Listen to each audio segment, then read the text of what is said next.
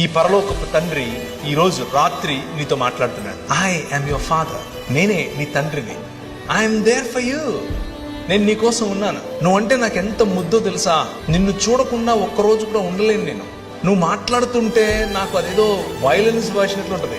That's how your God feels about you. నీ పట్ల నీ తండ్రికి ఉండేటటువంటి హృదయం ఇది. ఎంతగా నిన్ను ప్రేమిస్తాడంటే నీ తండ్రి నీ కోసం చచ్చిపోయేంతగా చెబుతారు ఈ లోకంలో ఉన్న తండ్రులు. కానీ మా నాన్న చేసి చూపించాడు. వచ్చి మనందరినీ మళ్ళీ ఒక్క కుటుంబంగా చేయటం కోసం తన శరీరాన్ని విరిచాడు. రూపాంతరము చెందించటం కోసం రూపురేఖలు లేకుండా పోయాడు. ఆయన తన శరీరాన్ని నాటాడు. ఒక విత్తనము వలె విరిగాడు.